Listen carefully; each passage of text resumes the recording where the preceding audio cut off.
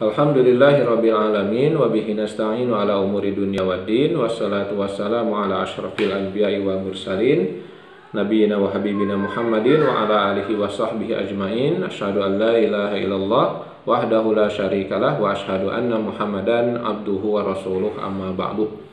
Alhamdulillah kita dapat berjumpa kembali dalam perkuliahan pendidikan kewarganegaraan atau Pancasila dan kewarganegaraan. Insya Allah di pertemuan ini kita akan membahas tentang hukum tata negara. Apa itu hukum tata negara? Yang dimaksud dalam pembahasan hari ini adalah karena kita sebagai warga negara, maka kita diupayakan harus tahu tentang bagaimana sih kedudukan hukum tata negara ini.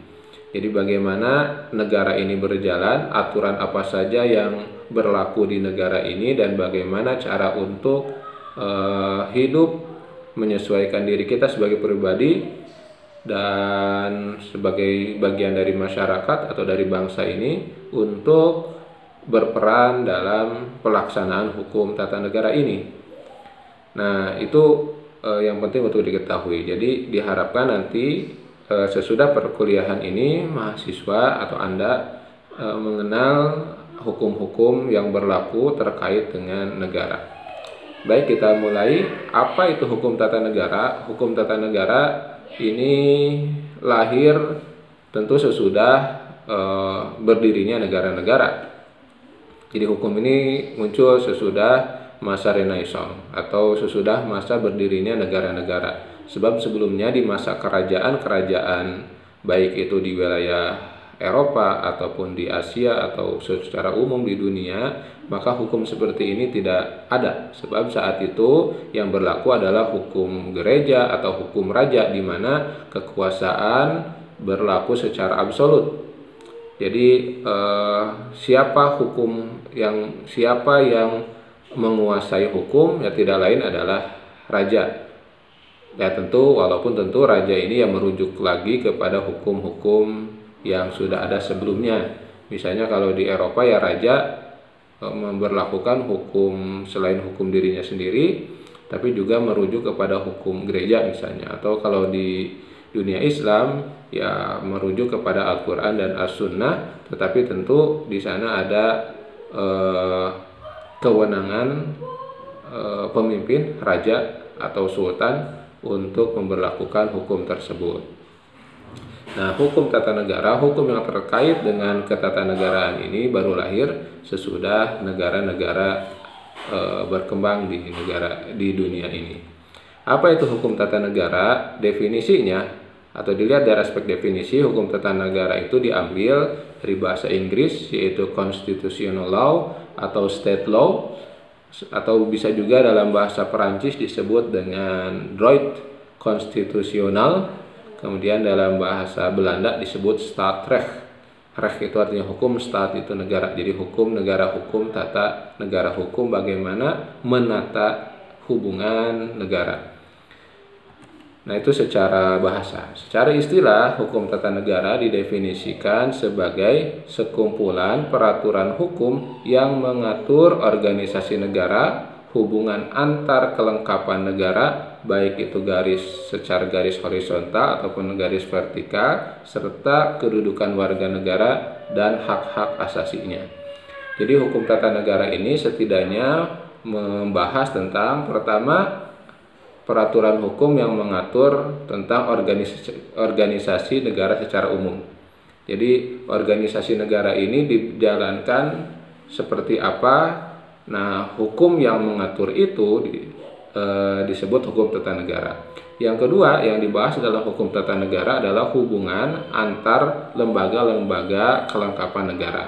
Kalau di kita misalnya hubungan antara MPR, DPR dengan Presiden, dengan lembaga-lembaga yang lain, DPA misalnya, atau DPD, atau Kejaksaan Agung, dan lain-lain. Jadi secara horizontal yang sejajar seperti DPR dengan Presiden, juga secara horizontal, secara vertikal misalnya antara Presiden dengan Menteri, Presiden dengan kementerian-kementerian, departemen-departemen, dan lain-lain. Ini termasuk dalam lingkup hukum tata negara. Kemudian yang ketiga yang termasuk dalam lingkup hukum tata negara ini adalah membahas tentang kedudukan warga negara serta hak-haknya.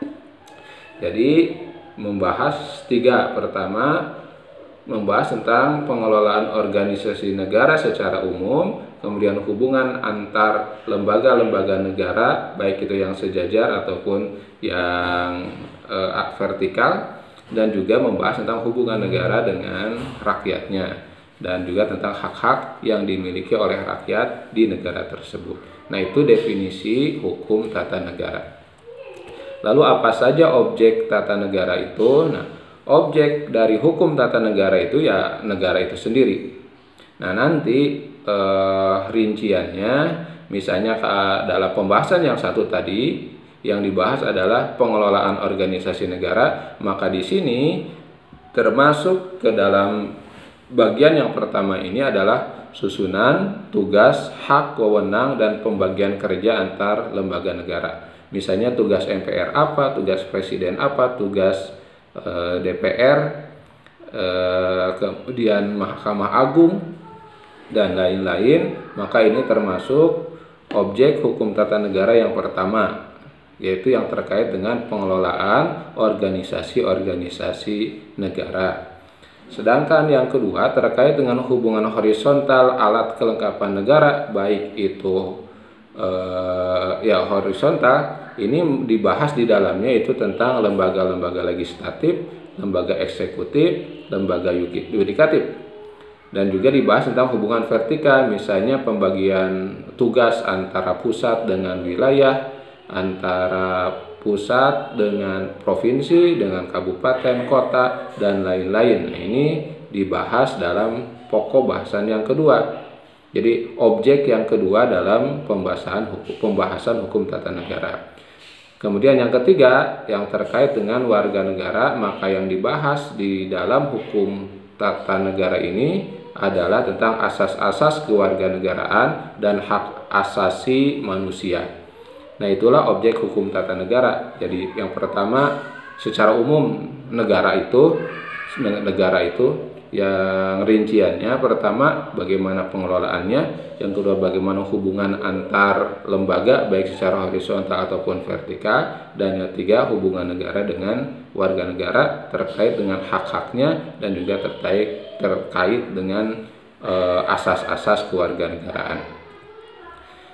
Yang selanjutnya selanjutnya sumber hukum tata negara. Apa saja yang menjadi sumber hukum tata negara? Yang dimaksud sumber hukum tata negara adalah segala apa yang menimbulkan aturan-aturan yang mempunyai kekuatan bersifat memaksa, yaitu jika dilanggar akan menimbulkan sanksi. Jadi yang disebut sumber hukum adalah segala hal yang menimbulkan aturan. Nah, yang nanti aturan ini mempunyai kekuatan memaksa dan apabila dilanggar akan menimbulkan sanksi. Dalam pengelolaan di negara kita, maka sumber hukum yang berlaku itu biasanya disebut ada dua, ada hukum tertulis dan hukum tidak tertulis. Hukum tertulis adalah hukum hasil pekerjaan perundang-undangan dari berbagai badan yang berwenang. Di hukum tertulis itu hukum yang ada tulisannya, yang tercantum bab-bab dan pasal-pasalnya, dan ini adalah hasil kerja dari badan-badan yang berwenang. Nah, di antara hukum positif yang pertama adalah Undang-Undang Dasar. Nah, di negara kita disebut Undang-Undang Dasar tahun 1945 yang dulu disahkan di tanggal 18 Agustus. Itu ya, termasuk di dalamnya ada preambul, ada mukadimah, kemudian ada batang tubuh dan lain-lain. Nah, Undang-Undang Dasar 1945 ini adalah hukum tertulis yang paling tinggi. Jadi yang dijelaskan di sini terkait dengan jenis-jenis dan sekaligus hierarkis atau urutannya. Jadi urutan tertinggi dari hukum ketatanegaraan di negara kita yang pertama adalah Undang-Undang Dasar 1945 yang tadi disebutkan sudah disahkan tanggal 18 Agustus 1945 dan sudah mengalami amandemen sejak reformasi itu sampai 4 kali amandemen. Nah, rinciannya tidak akan dibahas di sini, silakan Anda nanti cari rincian amandemen Undang-Undang Dasar 1945 dan sifatnya yang adendum. Nah, kalau jadi di negara kita amandemen itu sifatnya adendum, jadi sifatnya tambahan, dan undang-undang yang sebelumnya itu tetap tertulis. Nah, ini yang menarik. Jadi walaupun sudah diamandemen, tapi hukum asalnya, jadi walaupun yang 1945 itu berbeda dengan yang sudah diamandemen, tapi yang 1945 tetap harus dicantumkan dalam undang-undang. Sebab itu sebagai latar sejarah dan bisa dijadikan cermin untuk melihat perubahan-perubahan dari masa ke masa gitu. Jadi memang ya, walaupun disebutnya hukum tertinggi ya, tapi karena masih buatan manusia maka tentu sangat memiliki kekurangan-kekurangan dan tidak sempurna.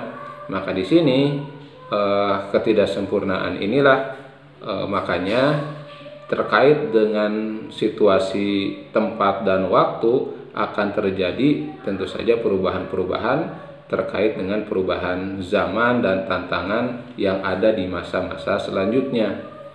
Makanya Undang-Undang Dasar itu walaupun disebut sebagai hukum tertinggi, tetapi bisa diamandemen.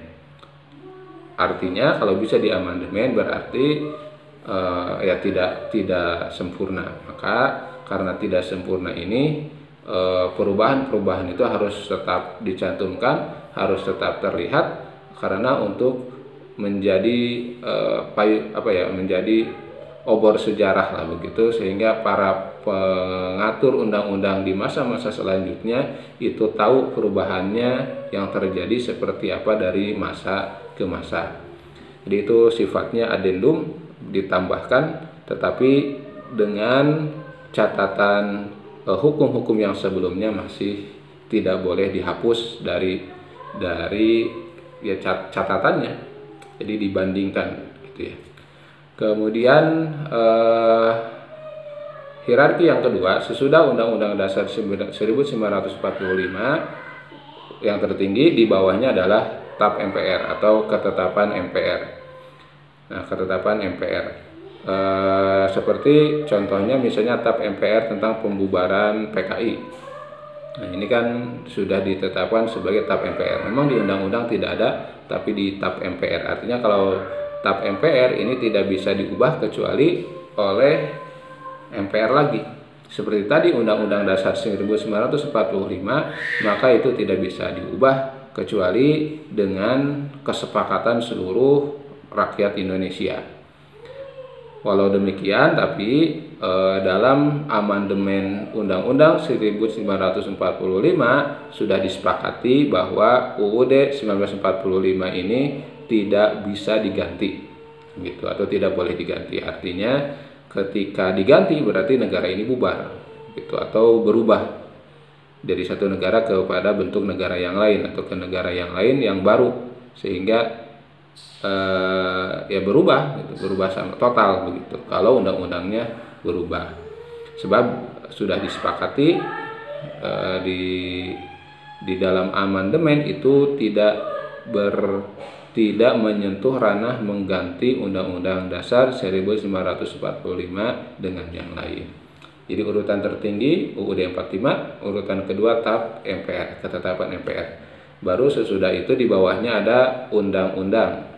Nah, undang-undang di sini ya undang-undang yang dibuat oleh pemerintah dengan disetujui oleh DPR. Nah, jadi undang-undang ini ditetapkan oleh bukan oleh pemerintah ya, oleh DPR. Jadi fungsi legislatif. Jadi anggota DPR itu kan bertugas untuk menyusun undang-undang. Nah, bisa saja nanti undang-undang ini datang atau dibuat berdasarkan usulan dari presiden, bisa juga berdasarkan usulan dari masyarakat.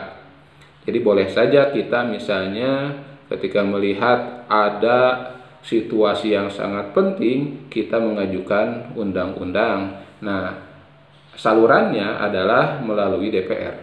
Begitu. Jadi kalau Anda misalnya melihat negara ini dijalankan dengan semena-mena misalnya, kemudian ada kesalahan-kesalahan, tapi kesalahan itu tidak tercover gitu ya aturannya oleh undang-undang, maka Anda berhak untuk mengajukan.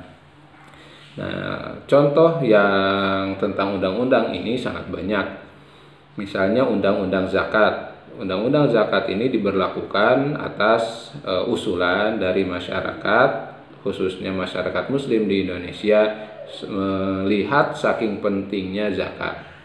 Ya, Anda tahu mungkinnya dalam agama zakat itu kan perintahnya itu diambil oleh pemerintah atau lembaga yang ditunjuk oleh pemerintah. Kalimat Al-Qur'annya kan khudz min amwalihim, ambillah olehmu harta mereka. Jadi karena sifatnya zakat itu vertikal, diambil oleh penguasa, maka perlu undang-undang. Begitu, perlu undang-undang. Nanti termasuk pengelolaannya seperti apa, juga penyaluran dan penggunaan zakat ini harus diatur. Jadi jangan sampai zakat ini diambil sebebas-bebasnya oleh pemerintah misalnya, kemudian digunakan juga sebebas-bebasnya oleh pemerintah. Maka dari sini, itu kan di zaman Orde Baru gitu ya, masih seperti itu. Jadi kita tidak tahu Baznas misalnya, Badan Amil Zakat ini pengelolaannya seperti apa, terus disalurkannya zakatnya kemana, sekian persen, rinciannya bisa jadi tidak diketahui oleh masyarakat. Tetapi dengan sudah disahkannya undang-undang, maka hal ini menunjukkan bahwa ada gitu ya, ada aturan yang ditetapkan dan harus diikuti dalam pengelolaan hal tersebut. Selain itu misalnya contoh yang kedua adalah undang-undang yang diusulkan oleh pemerintah, kan kalau tadi dari masyarakat, dari rakyat. Ada juga undang-undang yang diusulkan oleh pemerintah kepada DPR untuk disahkan. Misalnya undang-undang terorisme. Nah, undang-undang terorisme yang berlaku beberapa tahun yang lalu ini akibat dari semakin maraknya aksi terorisme, maka dibutuhkan undang-undang, sebab aksi terorisme ini tidak bisa dihukumi melalui hukum pidana, sebab berbeda gitu kan. Kalau hukum pidana paling pembunuhan satu orang, ini pembunuhan banyak orang. Nah, ini memerlukan undang-undang khusus, tidak bisa diatur hanya menggunakan hukum pidana. Jadi ada ketidakadilan mungkin kalau hanya diatur melalui undang-undang pidana. Begitu juga misalnya undang-undang terkait dengan narkoba. Nah, ini juga karena korbannya sangat banyak dan sangat darurat gitu ya, beda dengan penyalahgunaan. Ya maksud saya akibat dari narkoba ini kan sangat masif, sangat besar dan membahayakan generasi bangsa, maka dibutuhkan undang-undang yang sifatnya lebih mengikat dan lebih rinci. Itu tidak hanya digunakan undang-undang hukum pidana gitu ya, tapi harus dibutuhkan undang-undang khusus. Nah, itu diantara contoh undang-undang pemerintah. Lalu selanjutnya ada yang disebut dengan Perpu atau peraturan pemerintah pengganti undang-undang. Ini adalah satu jenis peraturan yang diberlakukan oleh pemerintah ketika undang-undang belum ada. Jadi ketika undang-undang belum ada, pemerintah berhak melakukan atau memberlakukan peraturan yang nanti peraturan pengganti undang-undang ini diusulkan ke DPR untuk dijadikan undang-undang. Jadi misalnya ada masalah penting nih yang harus ada aturannya, tetapi undang-undangnya belum ada, maka pemerintah berhak membuat peraturan yang berlaku. Nah, sesudah peraturan itu berlaku sampai kapan? Sampai undang-undangnya terbit. Jadi digunakan peraturan ini sampai undang-undangnya ada. Selama undang-undang belum ada, maka yang digunakan Perpu. Tetapi sudah undang-undang ada, maka Perpu ini ya naik tingkatnya, levelnya jadi undang-undang. Jadi asalnya hanya sebagai pengganti di sini bukan asalnya ada jadi diganti, bukan, tapi karena undang-undangnya belum ada, maka harus ada pemain cadangan gitu ya, atau aturan cadangan darurat untuk merespon situasi dan kondisi. Nah, ini disebutnya Perpu atau peraturan pemerintah pengganti undang-undang. Kalau tidak salah dulu juga tentang terorisme itu begitu. Jadi undang-undang terorisme itu dulunya Perpu, peraturan pemerintah pengganti undang-undang, kemudian berlaku beberapa masa, maka ketika masuk ke masa persidangan, maka diusulkan ke DPR untuk disidangkan dan disahkan menjadi undang-undang. Itu urutan yang ketiga, atau boleh juga sih disebut yang keempat. Jadi pertama Undang-Undang Dasar, yang kedua TAP MPR, yang ketiga Undang-Undang, yang keempat Perpu. Atau boleh juga sih undang-undang ini sejajar dengan Perpu, boleh juga disebut seperti itu. Kemudian aturan selanjutnya adalah peraturan pemerintah. Nah, ini sifatnya peraturan. Jadi peraturan ini adalah turunan dari undang-undang. Jadi misalnya undang-undang kan tidak rinci, tapi sangat tidak detail. Maka detailnya ini, atau tidak detail sampai ke teknis, maka teknis ini dijalankan payung hukumnya melalui peraturan pemerintah.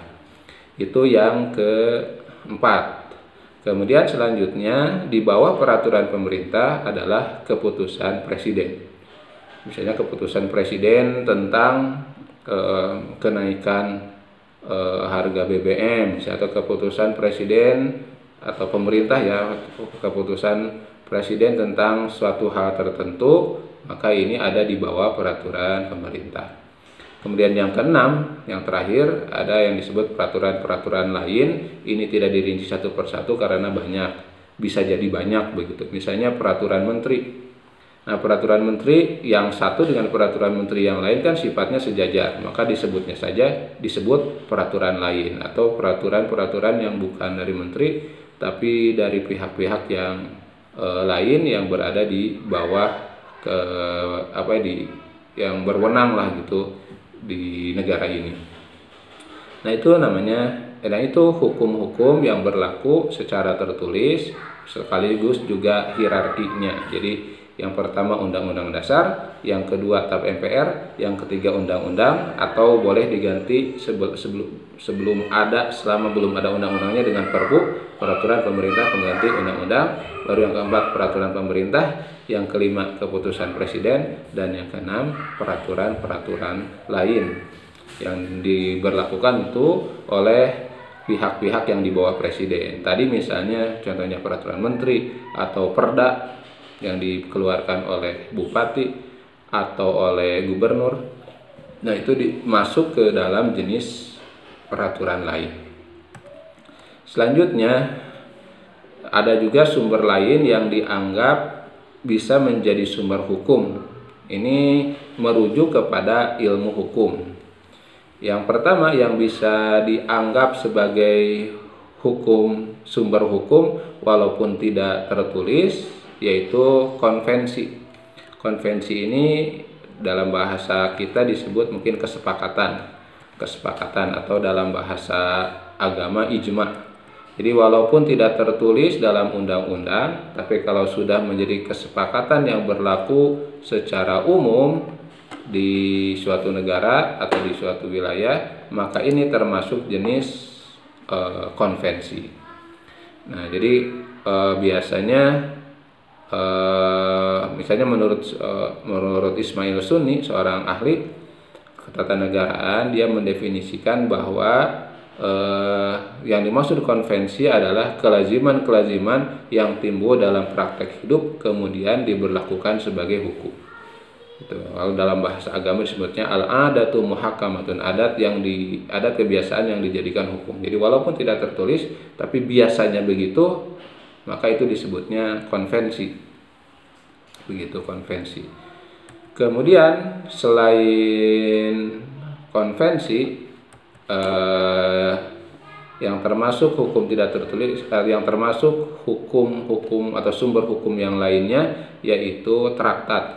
Traktat ini adalah perjanjian internasional biasanya, atau perjanjian yang sifatnya bilateral atau multilateral, 2 negara atau 3 negara atau lebih untuk menyepakati sesuatu. Jadi walaupun tidak masuk ke dalam undang-undang di negara, tapi bisa dijadikan sumber hukum begitu. Misalnya kalau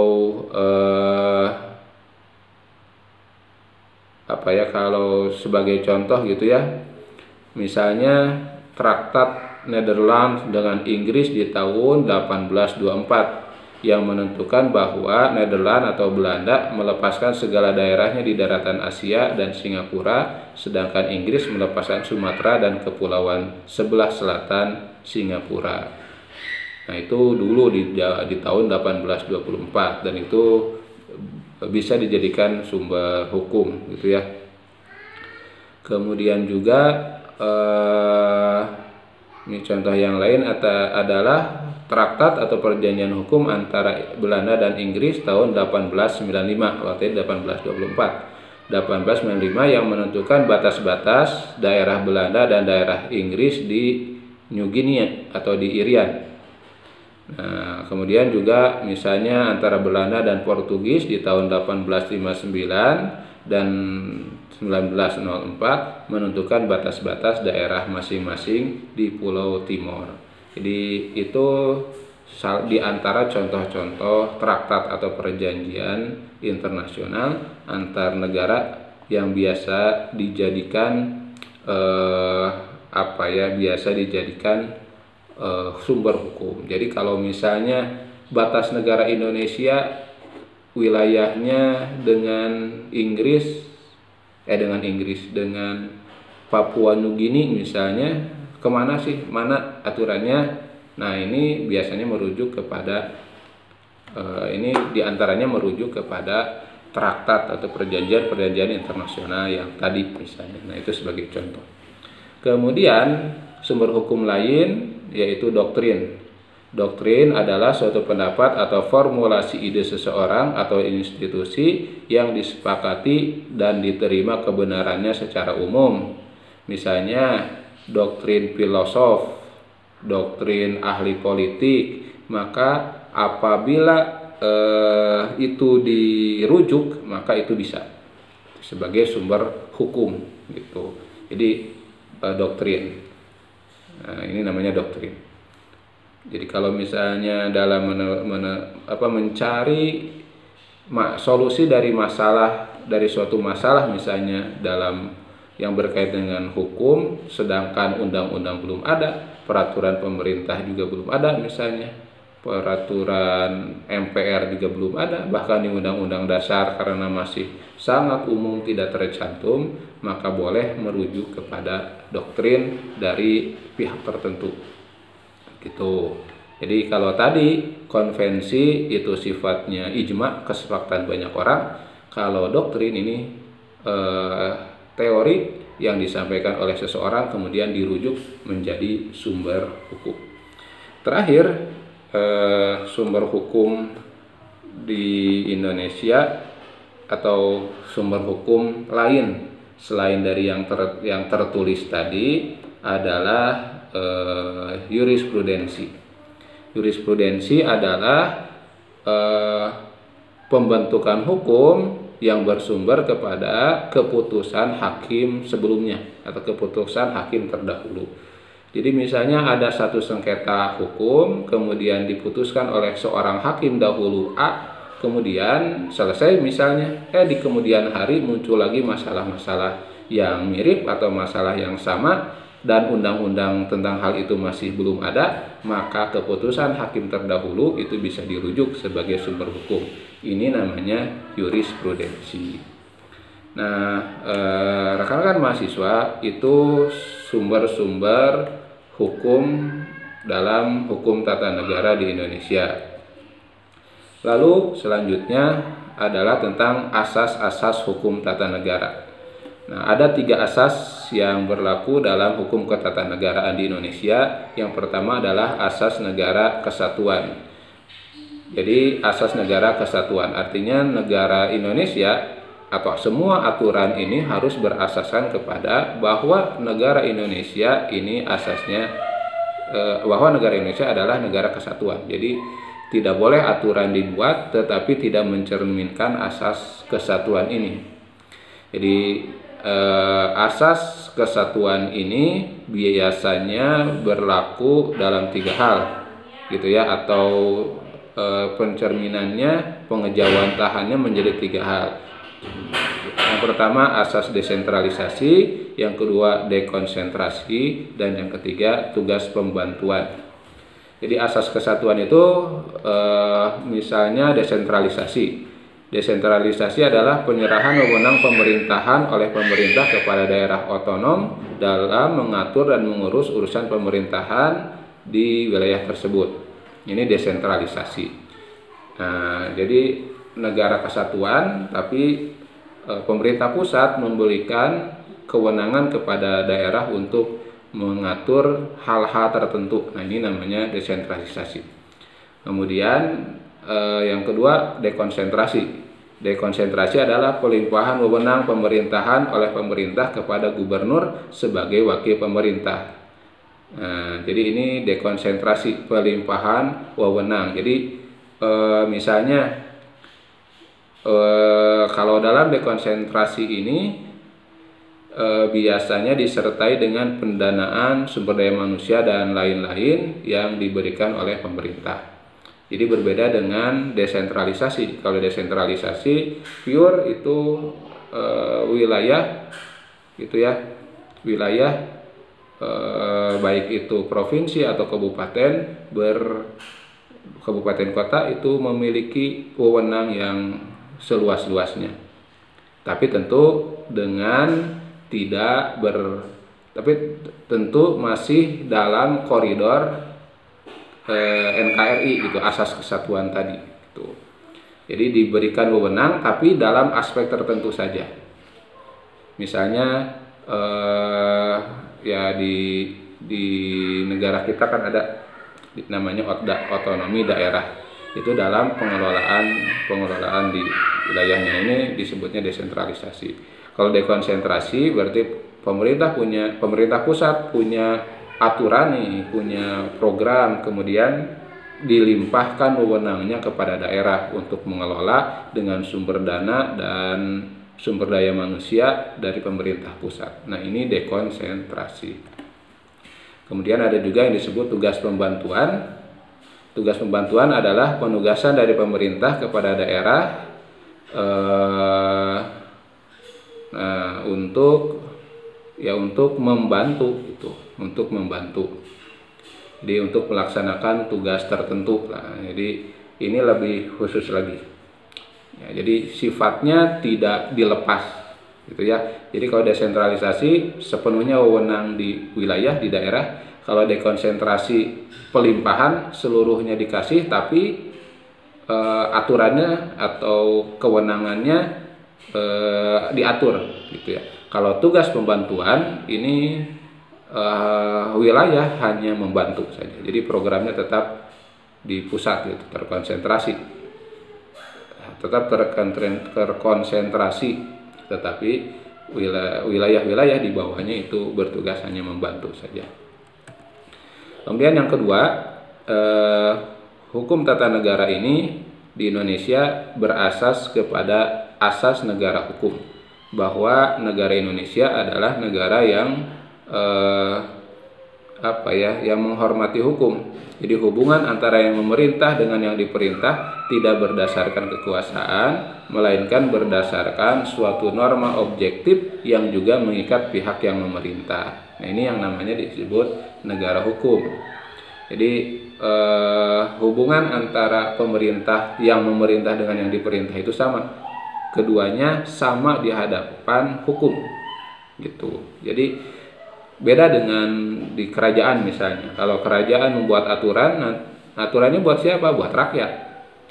Aturan pajak misalnya, pajak, raja bayar pajak gak? Enggak gitu. Tapi kalau di negara hukum, misalnya keluar aturan tentang pajak, maka raja pun harus bayar pajak gitu. Nah itu bukan raja, mungkinnya pemerintah pun, presiden pun tetap memiliki kewajiban untuk membayar pajak, karena negara yang berlaku adalah negara hukum. Nah itu yang disebut dengan negara hukum. Nah kenapa negara hukum tata negara Indonesia ini dijalankan berdasarkan hukum? Karena hukum itu pasti, nah, aturannya jelas gitu ya. Jadi tertulis, kalau ada pelanggar maka pelanggaran ini akan mendapat sanksi. Kemudian kenapa juga berasas hukum? Karena semua orang harus sama di hadapan hukum, tidak ada yang kebal hukum. Walaupun dalam kenyataannya bisa jadi berbeda, tetapi aturan, payung aturannya jelas bahwa semua warga negara sama di hadapan hukum. Kemudian kenapa berasas hukum? Karena hukum itu legitimasinya demokratis gitu ya. Jadi tidak datang dari satu pihak di atas yang memerintah, tetapi legitimasinya demokratis. Karena yang namanya hukum kan itu dikelola, atau undang-undang itu disusun oleh wakil-wakil rakyat yang merepresentasikan demokrasi, merepresentasikan keterwakilan rakyat dalam menyusun undang-undang tersebut. Kemudian yang keempat, asas hukum. Kenapa asas hukum? Karena itu yang sesuai dengan akal dan pikiran kita, akal budi. Selanjutnya asas yang ketiga, asas demokrasi. Jadi hukum di Indonesia itu asasnya harus demokrasi. Jadi kenapa asasnya demokrasi? Ya karena karena di sana ada kesamaan hak politik. Jadi ada kesamaan hak politik di semua rakyat. Jadi semua rakyat berhak memilih, berhak dipilih, berhak mengajukan undang-undang, berhak mengajukan aturan, semuanya sama. Nah, jadi kenapa asasnya demokrasi? Karena semua orang memiliki hak politik yang sama gitu. Tapi selain itu juga memiliki hak pertanggungjawaban yang sama. Artinya ketika ada pelanggaran yang terjadi, maka semua pihak memiliki kewajiban untuk bertanggung jawab juga. Nah, saya kira sampai sini mungkin yang bisa disampaikan. Mudah-mudahan ada manfaatnya. Insya Allah kita bertemu lagi dalam pertemuan-pertemuan selanjutnya. Kalau ada pertanyaan silahkan ditanyakan. Insya Allah kita diskusikan bersama. Dan tersisa beberapa pertemuan lagi. Mudah-mudahan kita bisa lancar melaksanakan perkuliahan ini sampai selesai. Dan mudah-mudahan tidak lama kita bisa bertemu kembali secara tatap muka di kelas. Itu saja. Aku qauli hadza wa astaghfirullah li wa lakum. Wassalamualaikum warahmatullahi wabarakatuh.